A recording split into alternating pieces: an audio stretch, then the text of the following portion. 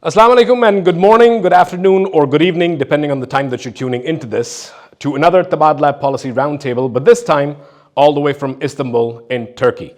I'm very glad to have a very salient, a very august panel of experts with me today, and I will introduce them one by one in alphabetical order. We have with us Zarifa Ghaffari. Zarifa was the former mayor of Maidan Sheher in Vardak in Afghanistan back in 2018. She's the founder and general director of the Afghan powerhouse of Afghan women. She's also done a range of different things in her very wide-spanning career, including launching a not-for-profit organization as well as a radio channel, and has also written a personal memoir titled Zarifa, A Women's Battle in a Man's World. She was also awarded the State Department's International Women of Courage Award. Thank you so much for being here. In addition, we have Rangina Hamidi. Professor Hamidi is a writer, an educator, a social entrepreneur. She is a professor of practice at the Thunderbird School of Global Management at Arizona State University. She is also, very saliently, the former Afghan Minister of Education, the first female that held that role, and also the founding principal for the Mizan International School. She is also authored Embroidering Without Boundaries and has contributed tremendously to the field of education, both inside and outside Afghanistan, a career educationist. Thank you so much for being here. Excellency Umar Samad, a career diplomat who has served as Afghanistan's former ambassador to multiple countries, including France and including Canada, has served as an advisor both to the chief executive as well as to the HCNR during his time in Afghanistan. And he is a non-resident senior fellow at the Atlantic Council's South Asia Center and the Middle East Security Initiative. He is also the CEO of Silk Road Consulting, and he has a master's in international relations from Fletcher at Tufts University. For all four of these, I would like to also point out here that if I were to go over their entire resume, I don't think we would have time left for conversation, so I'm capping it at 4 or 5 sentences each. Thank you so much, Excellency, for being here. And finally, last but most certainly not least, Masouda Sultan, the co-founder of Abad Afghan Women Forward, the co-founder of All in Peace Coalition, which used to be a coalition of civil society organizations, both from the US and from Afghanistan. She's had 25 years of experience fighting for women's rights inside and outside of Afghanistan, and she's also the former advisor to the Afghan Ministry of Finance. She now advises the Afghanistan Business Council and holds an MPA from Harvard University. Thank you so much, Masouda, for being here. I'll launch right into it.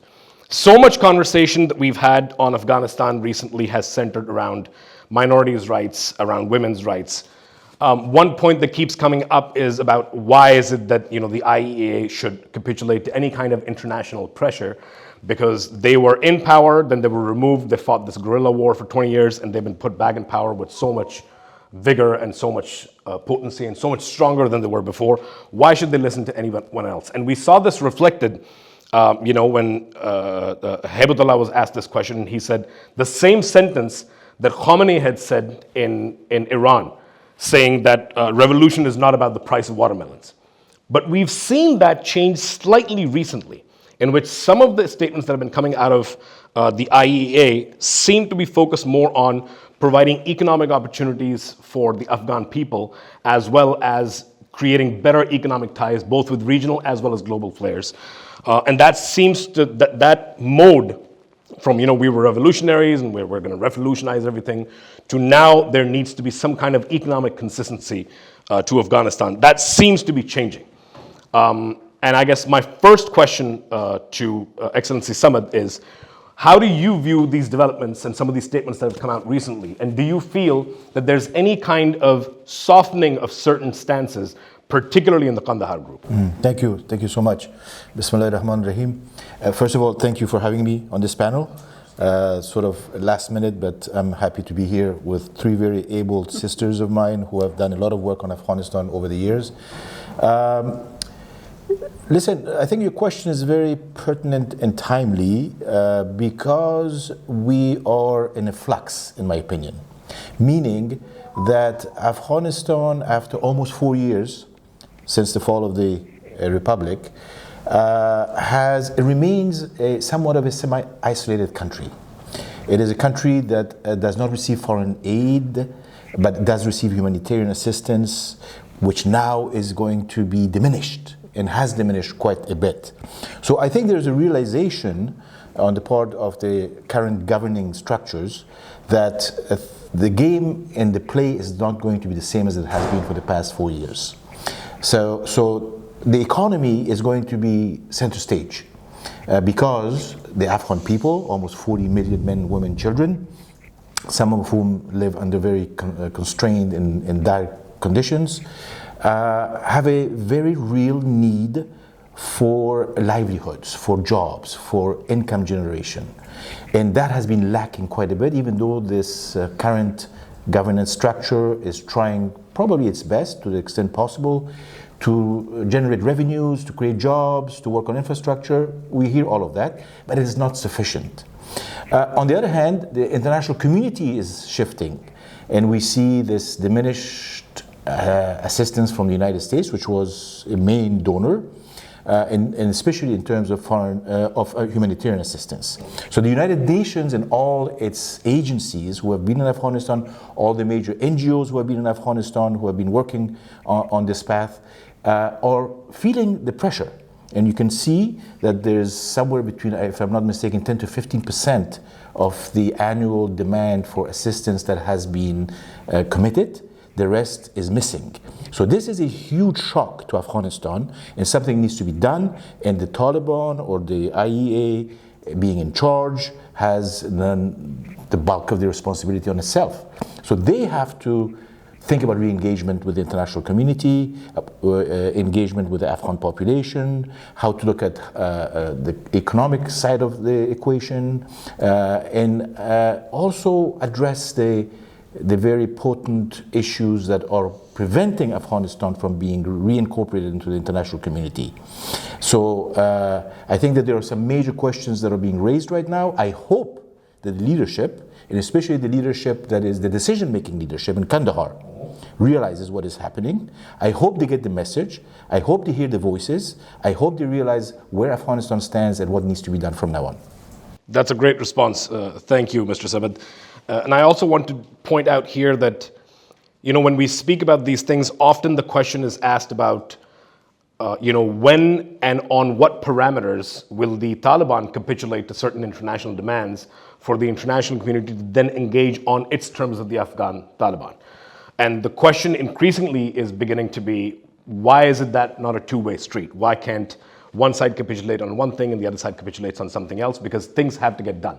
We can sit here, and of course we'll bring up some of this during the conference tomorrow as well, but I don't think there's anything to be gained from debating reality. Reality exists. They are in power, they're doing as they please. You have to find ways to engage with them while also ensuring that you don't let go of some of the most important things, particularly as they in correlation with women's emancipation, mobility, employment, education, minorities' rights, and so on and so forth. You spoke about engagement with the international community, but we are seeing that the Taliban are beginning to engage. They're engaging with the Gulf, they're engaging with the GCC, they're engaging a little bit with China, they've engaged with a couple of countries in the EU. So that engagement is beginning to happen. And now, with President Trump being in the White House and him increasingly keen on wrapping up some of the conflicts in the geopolitical theater, India, Pakistan being a recent example, but also his treatment as well as statements on Ukraine, it seems he's very keen on not opening new theaters and not allowing further conflicts to boil and go overboard. And then also he recently, during his GCC trip, met the leader of Syria. And so there's now backroom chatter about how there might be an opportunity here for them to sort of, open up some kind of back doors with the Taliban and try to see if they can agree to certain things, if we agree to certain things.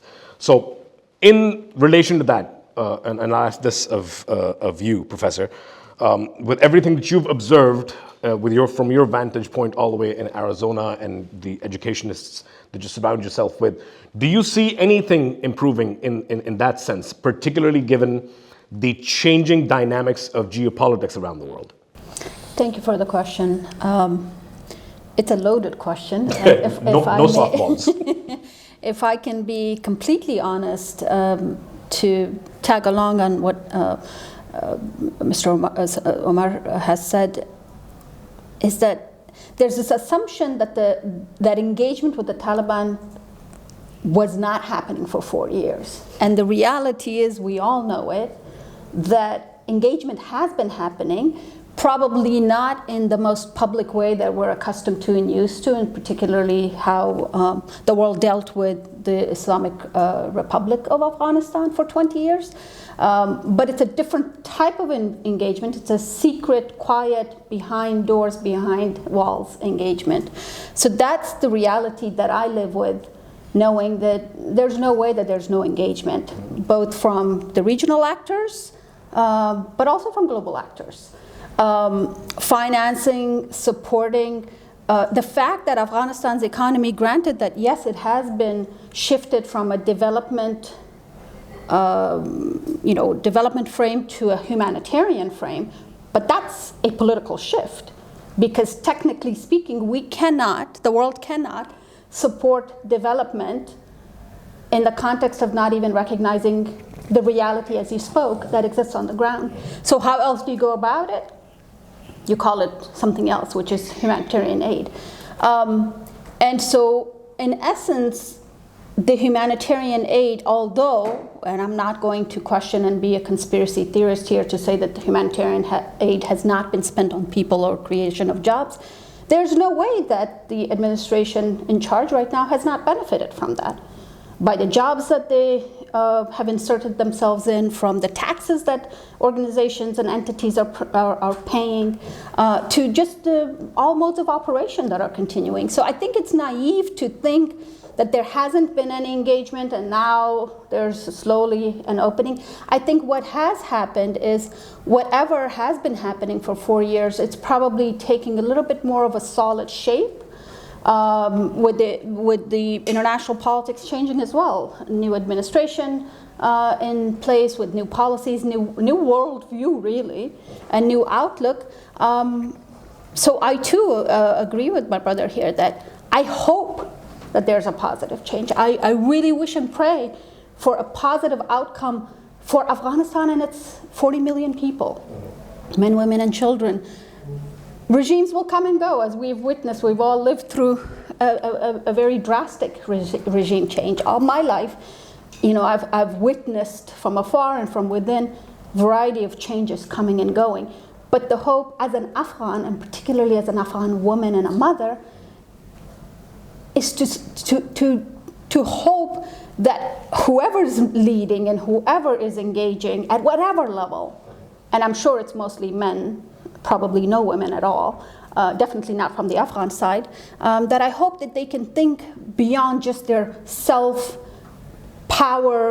interests that men have historically proven to be concerned about, and not necessarily about the society at large, which is the well-being of normal human beings, children, women, men, altogether.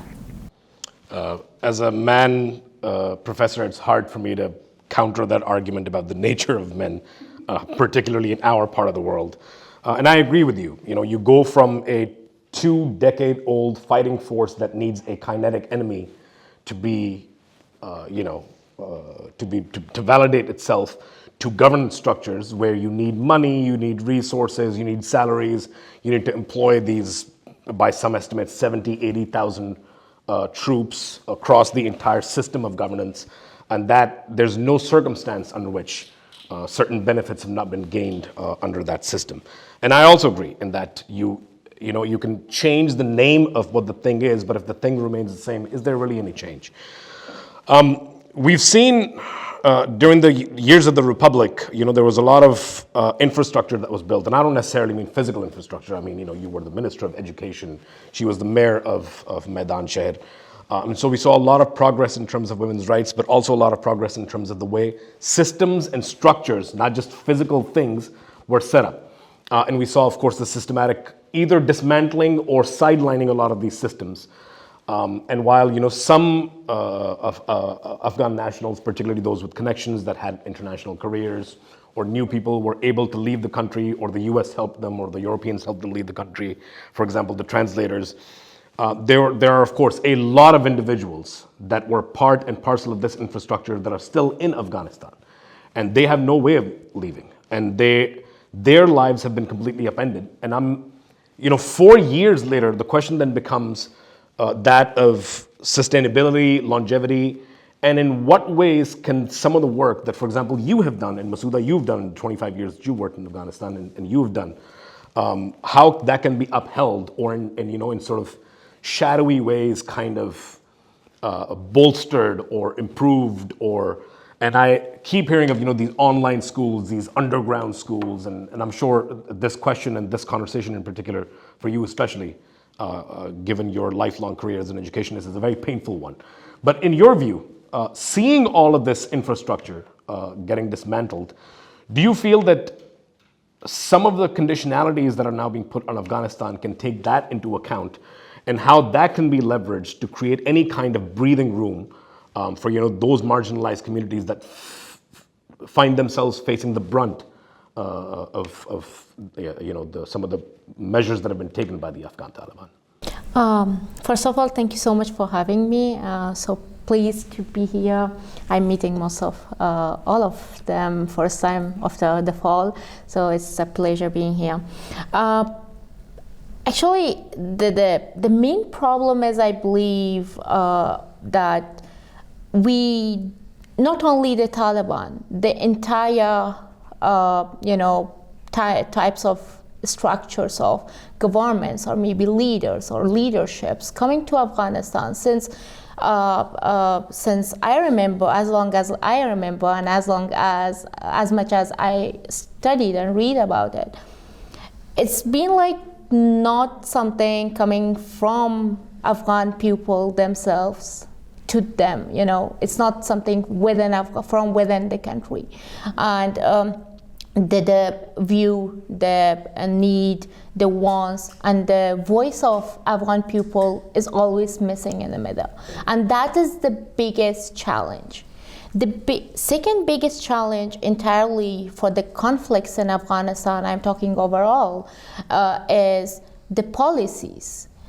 Every policy, since as long as I know, is like not Afghan-made policy for Afghanistan. It's always a copy-paste. And that copy-paste have made the terrible things worse, terrible, and terribly worse. So that's why we are again in a position from being a mayor, being a minister, being a very active young lady, or maybe a very active diplomat, in a position sitting in a roundtable discussion about why we are again into it, and how in a position of zero, and how to push that back to a point of 100. So that's overall thing. And then when it comes to the currently those engagements, as I totally agree with Professor that it is. I wanted to be to not to just be totally agree on her points. It's the problem is that mostly now is that we always kind of talk about things that comes first, and then forget the one left back in the place. And then when it comes to about engagements, the engagements have been always there. Everyone, not only the regional actors, but the global actors, always they were engaged from the beginning of Doha talks. So they never left the space. They were always engaged, but then that was always in shadow. Now they are bringing it up to the public somehow a little bit, and that can be a kind of, for those who left behind, a hope. But then I don't feel, as long as it's not that generous and natural and completely can complete in the sake with the sake of Afghan people needs, I don't feel that will be something beneficial or will have a great impact. So as long as it's like overall, I believe as long as there is something from Afghan people for them, I believe that will have a good impact and that will have a good result. And then current government doesn't matter what they do, but as long as they are not able to collectively get Afghan pupils well and support, I don't believe this conflict will go somewhere to solve. Thank you. That's a very potent response, particularly in light of the manner in which some of the things are unfolding inside of Afghanistan. And I agree with you. But the question that I'll come to you with, Masouda, again, we spoke a little bit about infrastructure there, but when what is called the fall of Kabul, or really the takeover of Kabul, there wasn't really any kind of fall, happened, over the course of time, we saw educational rights diminished, we saw employment rights diminished. But there was one institution that was left largely untouched, and women were able to work there, and that institution was that of the UN. And a big reason for that is because the UN was the primary institution, through the help of the World Bank at certain points in time, that was responsible for bringing the vast majority of liquid dollar cash into the country. And that right there is perhaps the most salient and most important example of how economic activity is directly tied and can very easily supersede whatever religious dogma or policy framework you might want to put in place in terms of subjugating women's rights or minorities' rights. So follow the money. We've now seen, especially in the last 6 to 12 months, quite a bit of investments by Afghan inside of Afghanistan. There's a massive project that is beginning that some Central Asian republics, and I'll come to that question a little bit later to you, Excellency, that some Central Asian republics are also seem to be getting a little bit upset about, because I think the Taliban are beginning to recognize that if they don't create economic opportunities, be they through extractables, through infrastructural projects, whatever the case may be, this is going to lead to mass-scale revolution because the people are not happy. Do you at all feel, given everything that you've seen and observed from Afghanistan, that this shift towards, we have to create more economic opportunities is going to result in any way, shape, or form, given the UN example of allowing women to be part of the workforce, allowing women to go to school as part and parcel of increasing economic activity and ensuring that households are able to generate the kind of income they need to be able to survive? Well, thank you very much for having me and for remembering Afghanistan and bringing us together. You rightfully pointed out that the Taliban have been focused on economic development. That's not a new thing. They've always been very focused on economic development. They're actually more against humanitarian aid than you would think. And in fact, Emir has even made statements that if people are hungry, in the old days, the Prophet placed a stone on the stomach and that they should do that, and that God will feed them. So if anything, it seems that ordinary people are more concerned about the people's hunger than necessarily that the Taliban have been, which has been very disappointing, obviously, for the rest of us. When it comes to economic development, I will say that women are allowed to conduct business, which is very surprising and unusual for people to hear, because obviously Afghanistan is the only country in the world where girls are not allowed to go to secondary school, they cannot attend university. There have been 70 decrees issued against women's rights since the coming of the Taliban. And so women are under this extreme pressure, both with the economy having gone into the equivalent of the Great Depression in the US very, very quickly, on the one hand, then having their rights stripped away on the other hand, the pressure on NGOs to not let women work outside. They're supposed to work, in their offices and be separated, and actually a lot of women can't even go into the office. They have to have a mahram if they go certain distances. Now there are some carve-outs and exceptions for women in health, but even health has been under attack because women are not allowed to become doctors anymore. They're not allowed to become to study for midwifery. So you look at the space where women can actually operate, again going back to women's business, where they seem to be actually encouraging and have issued over 5,000 new licenses to women for entrepreneurship. Now that's the one space that they can go. So they have, they're doing, for example, producing small-scale processing of fruits and jams and things like that, or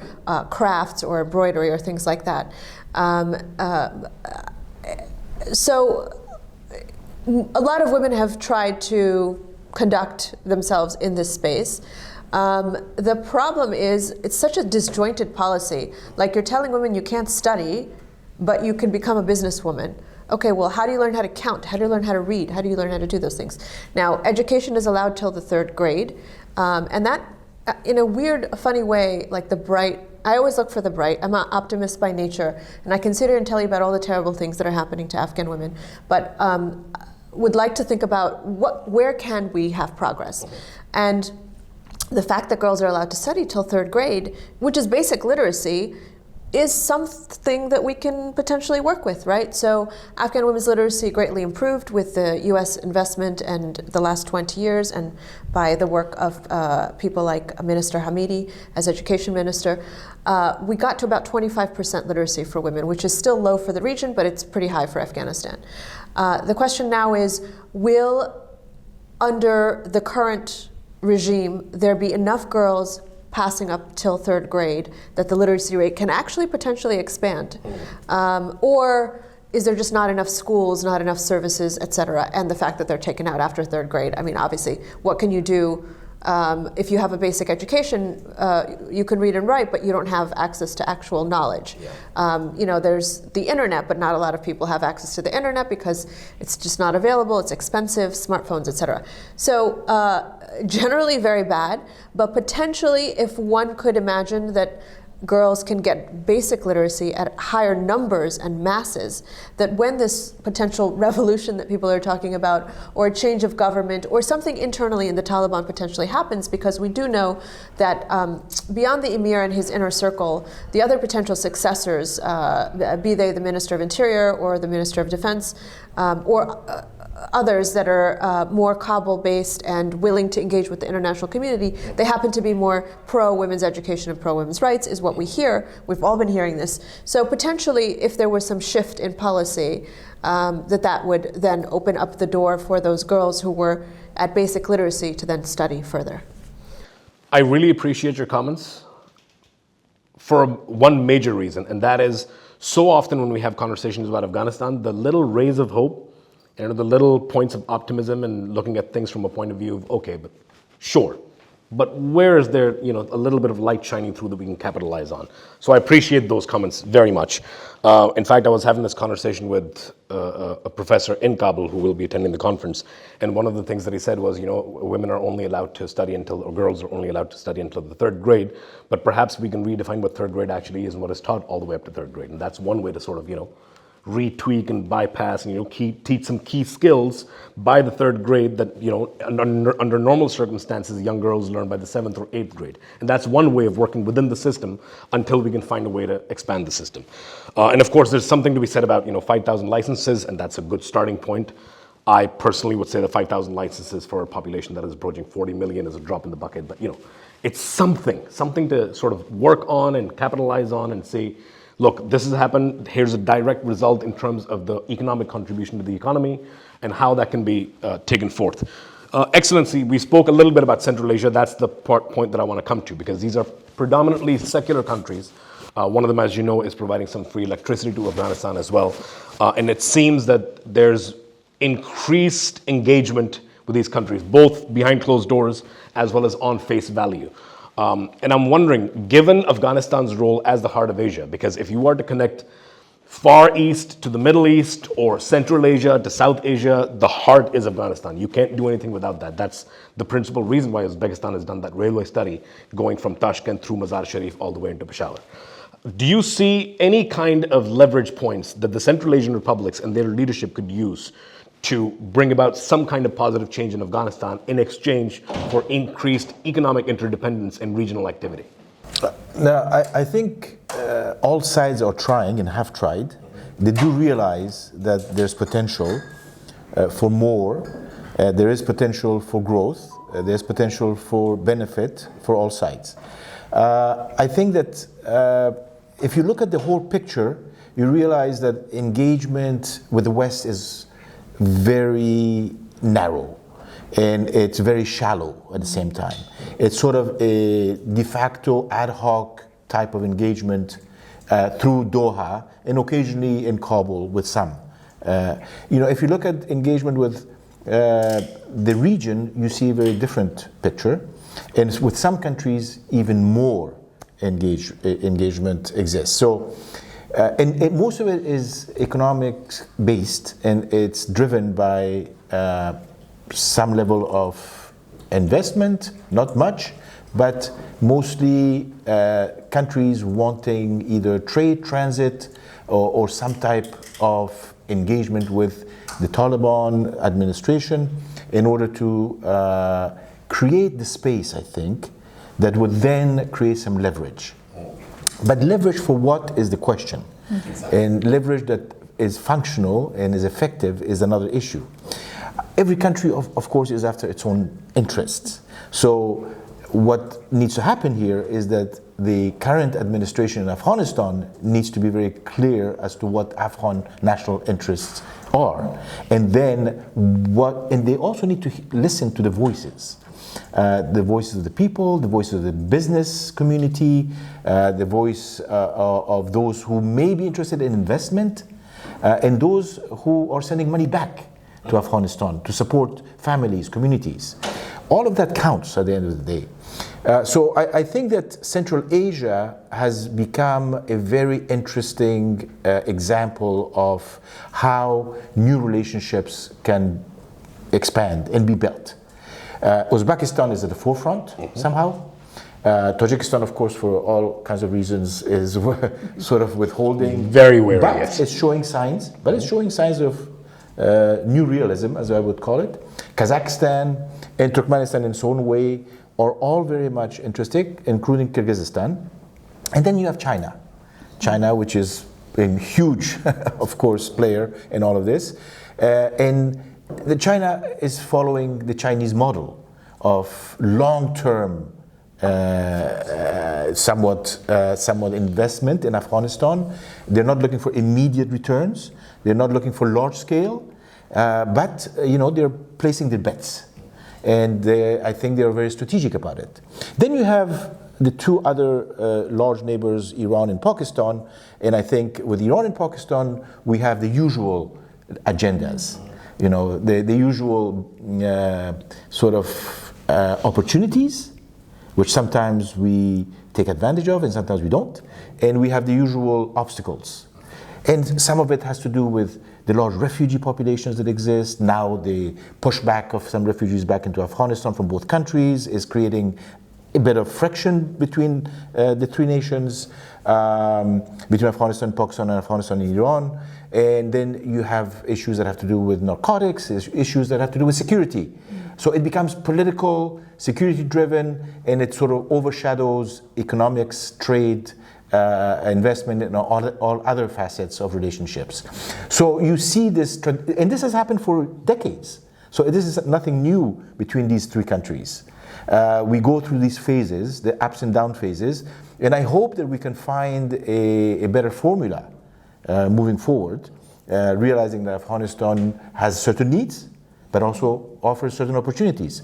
And knowing that the other two countries also have certain needs and they want to resolve certain issues, whether it's water, whether it's, again, narcotics, refugees, and all of that. So we are in a very dynamic situation, in my opinion. And it requires a very thoughtful strategizing. I think the Taliban are realizing that they need to have more than just sort of simple visions. They need to be deeper in their analysis of things, and they need experts to help them. Some people say that they do have there are some educated Talibs who are learning, and those who say that they don't have enough. Governance, at the end of the day, and I will end it with my point on governance, is absolutely crucial to resolving some of these issues, whether it's counter narcotics, whether it's fighting corruption, which again is raising its head, unfortunately. We hear a lot of stories of corruption, again, somewhat trying to become an issue, a problem, a challenge for the country and its people, because at the end of the day, it's the people who pay for it, and the economy that pays for it. And I think that if governance means, in Afghanistan, means openness, to some extent. It means inclusivity to some extent. It means making use of the best skill sets and abilities that you have and capacities that you have in the country. It means attracting investment to the extent that you can into the country, because the country is poor, but the country can be very rich, as we know, has that potential. So there's all of this going on, and then you have issues like terrorism, counterterrorism, and all of these things that come up and pop up, and then you have a new administration in Washington. Everybody's watching and waiting to see what they might be doing. So there's a lot going on. Meanwhile, the region in Afghanistan are taking their own steps. So what I see is the region in Afghanistan taking those baby steps here and there, but the bigger picture is still very unclear. Thank you very much. And yeah, as a student of geopolitics who's been working in the space of international governance and foreign policy for a while, I'm finding it increasingly difficult to track everything that is happening, because the situation is so volatile and so fluid. I won't even say on a weekly basis, on an hourly basis, because there could be a single tweet that completely upends the entirety of global foreign policy amongst multiple countries that could be done at midnight from, wherever. And so keeping track of all that and being prepared, and I would say, and I'll come back to you with one final question a little bit later, especially given some of the events that Pakistan, for example, has gone through with the neighbor on its eastern border within the last 3 to 4 weeks, especially has created a lot of, what we knew and what we thought was possible and was within the confines of the rules of engagement is no longer the case. We're living in a completely different world now. But he has brought up certain very interesting points. And I was having a conversation with a couple of individuals back home, and it was flagged to me that Pakistan in the last several months has increased the number of scholarships offered to Afghan nationals, and particularly to females. Which of course is a great thing, because if they're not able to pursue higher education in Afghanistan, at least they could do it in Pakistan. And that, in a small way, answers the question of, well, if they're not getting educated and don't have, mathematical skills and business skills, then how are they supposed to run businesses? It's a little counterintuitive. But that's not going to, Professor Hamdi, what I don't want to happen there is for that to become this crutch, where the Taliban feel that regional countries are going to step in and they're going to take care of certain things, around them, that they no longer have to put infrastructure and money and you said governance. Governance at the end of the day is, put simply, service delivery. It doesn't matter who you hire, how much money you throw into the problem, how many offices you build, and how many departments you create. If service delivery is not happening, it's not government. Governance is non-functional. So outsourcing that to regional countries that might be willing to take some of these individuals, give them scholarships, give them training, vocational training. We have all of these centers, and particularly in the KP province, that provide vocational training as well. How do you balance what needs to happen inside of Afghanistan with what some of the, frankly speaking, responsibilities are of regional countries, as well as the kind of friction that some of these policies create? Because and I know that Pakistan offering scholarships to Afghan females sometimes is actually a point of friction, as opposed to being, you know exactly what I'm speaking about. I'll let you take it forward. Well, thank you for the question, but I think one thing that my brother pointed out is that the strategic analysis or the strategic planning of what are we dealing with when it comes to education. One of the strategic question about education, everybody loves education, including the Taliban. Let's be quite honest. Taliban are not against education per se.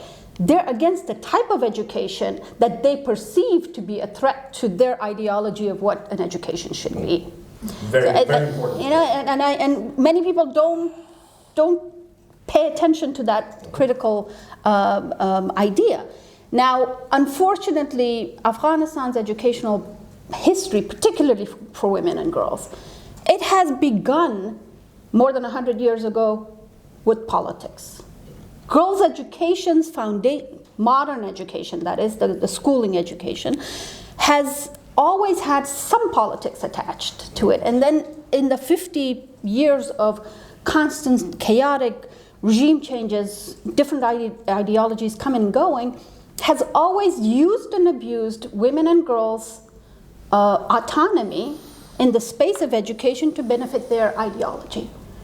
No one has ever asked women and girls, what do you prefer? What do you want? What is best for you? The communists didn't do that. The Mujahideen certainly didn't do that. Taliban 1.0 didn't have any education for girls. The Republic didn't really ask either. We made many schools. We created supposedly the greatest number of schools in the history of Afghanistan, and we were boasting about that. And we boasted about very contentious numbers of students attending schools, but nobody in the 20 years, with all the expertise that was present in our country, no one had a record in 2020 and 2021 how many girls actually finished the pipeline once they entered. So we did lose, even in the education system, we did lose a lot of girls in that middle school age, dropping and dropping and dropping for obvious cultural and whatever reasons throughout the country. But that was never an important data to track or to strategically think about what was happening. And why because education is so near and dear to me, and because I had the privilege of witnessing what was happening systematically, I cringe at some of the conversations across the globe. Now, coming to your exact point, Pakistan offering scholarships, quite honestly, as an Afghan woman, I appreciate Pakistan's gesture. But the reality is, whether it's Pakistan, India, all the way to America, to European countries, it's a wonderful thing that there are plenty of opportunities now, and has been really since the early to mid 2000s. Girls are getting educated, but again, I, as an Afghan woman and as an Afghan mother, I want to question how many of those educated girls actually do come back to serve the nation. If they're seeking refuge after the educational opportunities and becoming doctors or teachers or professors or engineers, and they remain in the host countries and seek refuge there, then that's a benefit to that host country. And I have no doubt that Pakistan will receive these young women, educated Afghan young women, to remain in Pakistan, get married there, and start families there, as it has happened elsewhere in the world. I think it is the responsibility of the Afghan people, government, of course, but the Afghan people as well. We are now, almost all of us, I think, are now living in the diaspora, right? And a great majority of people who are talking on behalf of Afghanistan are speaking from their experiences from being outside. How many of us are really, and this is a question as an Afghan woman that I constantly ask myself, how many of us are willing to go and live in spite of the challenges? Because, really, ultimately, that's a change that Afghanistan needs. The government doesn't allow it. I certainly understand the limitations. But I've had, personally, the privilege of going 7 times in the past 4 years. With my stature, with my background, and I've not been asked to stop doing the work that I'm doing now. Am I educating girls? No, I'm not. Am I running an institution that educates girls? No, I'm not. But could my presence in the country, could my interaction within the country contribute to that long, sustaining effort to educate more and more children, particularly girls and women, to remain in the country? Because I think for me, that is probably the most important asset that we can invest in. And while I appreciate and applaud all the efforts anyone is doing to help Afghan women, I think the outside support, maybe a small fraction of that might go back to Afghanistan, speaking from reality. So I think it's a very complex conversation point. And at the end of the day, let's also be honest, no country ever invests in efforts to support people without some interest of their own. Of course. And Pakistan's government, for supporting, creating these opportunities for Afghan girls, it is not completely apolitical either. We can have a whole conversation about the reasons behind it, but we're not going to waste your time on going through that. Anything that you say, Professor, I wouldn't consider to be a waste of my time. If anything, everything that you said today so far has been a great learning opportunity for me. So I'm very grateful for your very candid remarks. And of course, states will always act in their own self-interest. And the vast majority of states around the world want to control the narrative, both on violence and on morality. Afghanistan is no different. Pakistan is no different. The US is no different. The US has recently banned, what was it, close to 200 books on a wide variety of topics, particularly in Palestine, but also related to the DEI thing that is now happening in the US and the big ban that has been placed on it. And this is the bastion of modern civilization and the free-thinking world and so on and so forth, banning books left, right, and center across educational institutions and defunding the education department. Can I actually interject? Yes. I don't mean to stop you, but No, please do.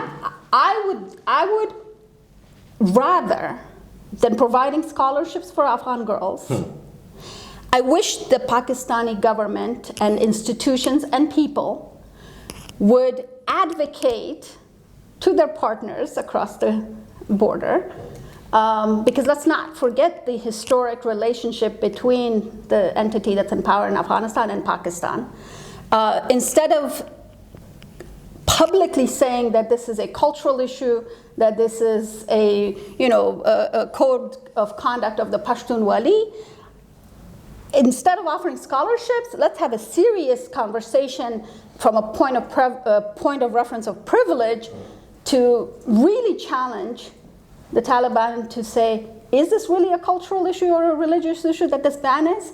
Don't bring girls to educate a handful of girls, but rather work towards a long-term solution for changing the policy so that girls can continue their education in their home country with their families. Well said. No argument here.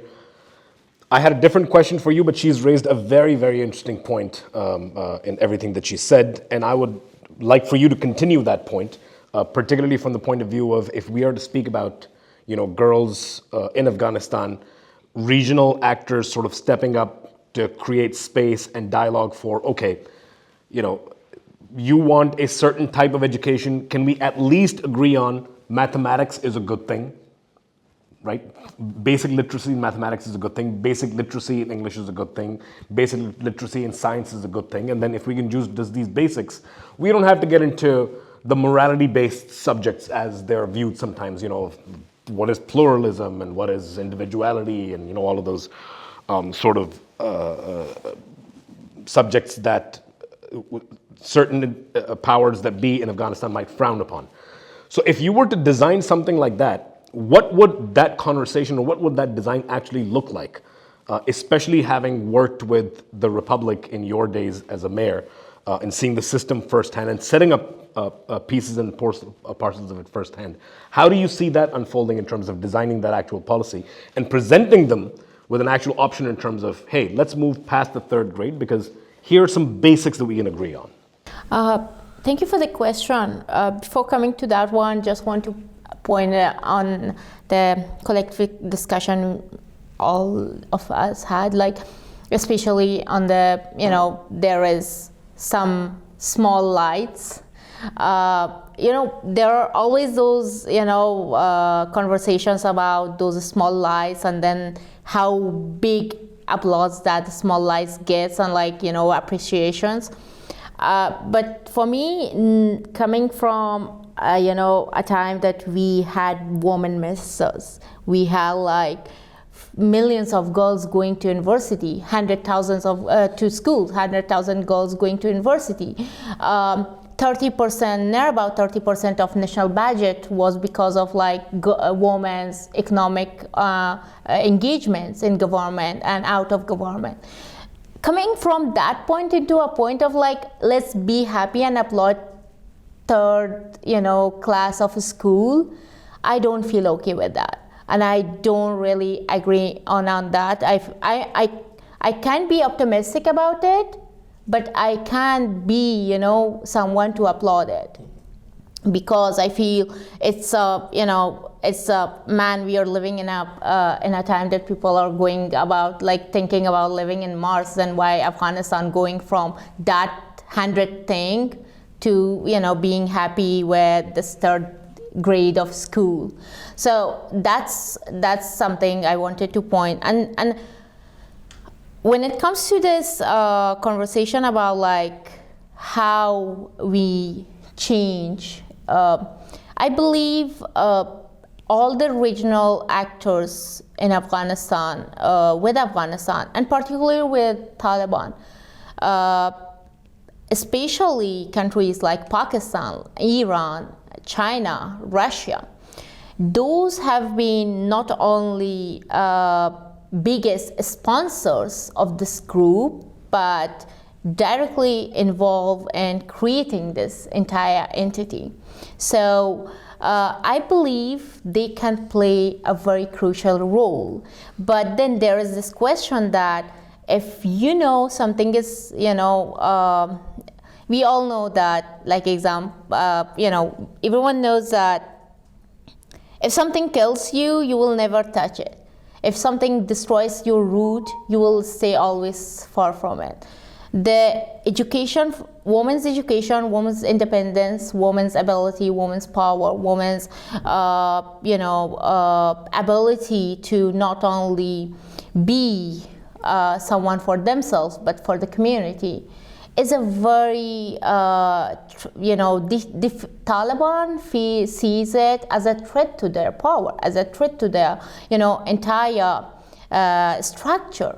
So looking at that one and knowing, and then and understanding that one, and then talking about let's talk to them about how important and maybe beneficial could be the mathematics and could be not harmless to them, and ask them to let mathematics be, taught in schools for girls. I don't believe, it can be, it's logical. I feel like, they know it. It's not like they don't know. They know this. They know that how important it is to have a woman doctor. They know how important it is to have a female doctor, to have a female teacher, to have a female policewoman, to have a female anything, in communities, especially when it comes to the Islamic rules and traditions. And then knowing about Afghanistan being a very traditional country, so they always know this, but then they also know that if they let this happen, then they are losing their own power. We know that just hundreds of girls, tens of girls came out on the streets and then protested against the regime for their own rights, and we saw there was already a big movement starting, and that was kind of a sign, and that was a hope for millions of other women living in that country. So then if this entire a big amount of kind of movements starts and Taliban are seeing it, I don't believe they feel okay with it, and they will be allowing that happen. So as long as they feel a threat from that, I don't believe any kind of dialogue with them or discussion with them will be beneficial. So overall, I believe it's they need the people of Afghanistan mostly need to take the lead, and they need to start something within themselves for themselves, because I don't believe any kind of agenda that nowadays are in discussions will work in that country because the way they are talking about it. Thank you so much for that response. We are a little short on time. I still have two questions, one for you, Ms. Sultan, and one for you, Mr. Samad. I would request that we keep the responses to about 2 to 3 minutes each, but I think they're very, very important questions. The first is, we've seen in the last 19 to 20 months with everything that is happening in Gaza, the complete dismantling of what we thought was a rules-based order, and the complete international law being in complete shambles, and how the masks are off. It is incredibly clear that some of these systems that were put in place after the Second World War by the victors were really created for the victors. They were not really created for our parts of the world. So I find so often that we keep talking about, even amongst ourselves, we keep talking about how we need to advocate and how we need to talk to the Taliban, how we need to make them see a certain point of view. And I'm increasingly of the point of view, particularly from what you said, Professor Hamidi, this nuance about Taliban not being against education, but against being a specific type of education, which I don't think a lot of people in the West, at least not the average individual, understands, because their viewpoint is very much defined by the very biased and very structured media that feeds them, a steady drip of certain types of information. So the question that I have for you, Masouda, is why advocacy with just the Taliban? It seems to be increasingly that some of this advocacy actually needs to happen with these European nations, with perhaps not China, because China has much more nuanced understanding of things, but maybe with the GCC, maybe even with Pakistan, in terms of what you know and understand about Taliban, what you've been told about the Taliban by your media, by your governments, by your leaders, is not necessarily what the ground situation context is. And if you understood those nuances a little bit better, it would make the overall engagement process a little bit smoother. So you raise a good point, which is that we're all talking about engaging with the Taliban and convincing the Taliban to do what's right for the Afghan people and what's right for the world. But at the same time, many of us are actually engaging governments, the UN and other institutions. I know I am, I think a lot of others here are, saying, what do the Afghan people need, given that the Taliban are pretty stubborn? What can we do? What kind of space do we have to make some progress so that the Afghan people can survive, right? Again, we've all talked about how Afghanistan has seen so many different regimes. We're just trying to think of how to help them survive through this regime in time for whatever next may come that will allow them hopefully one day to see their full realization of rights. And I do want to address the point that my sister raised. We're not saying it's a great situation. We're saying it's a terrible situation, but we're saying we need to help people get through this right now. And if we all say it's so awful, and that's all we do, how does that help people? It is awful. We want to help them, but where are the places where we can work with them? Where are the places that we can make progress? And that is so small. It's so hard because everywhere I feel like we go, the Taliban put a damper on it. Then we think, okay, over here, we'll try this thing. Then they put a damper on it. But we're in the life's work of trying to help our people. And so we have to look for where there's light. It may seem like people are applauding it too much because the world in which we lived was so different before.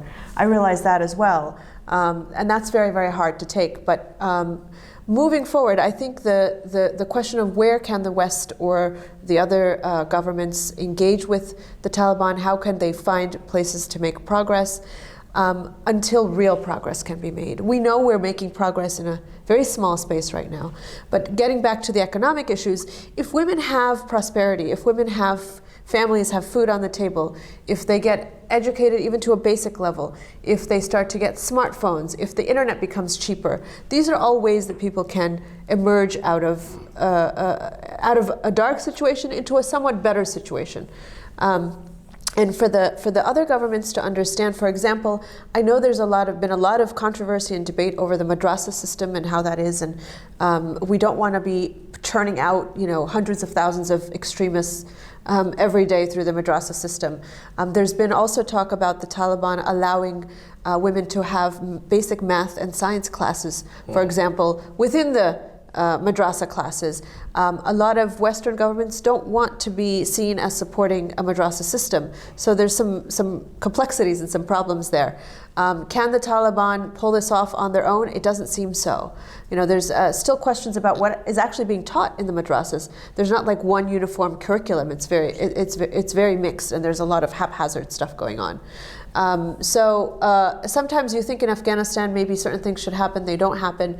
And sometimes you realize that maybe in this kind of complex chaos that maybe it gives people more room to do what they need to do, to learn what they need to learn, for NGOs to teach what they feel is the right thing, rather than if it was imposed this very, very strong centralized system, it might actually be worse.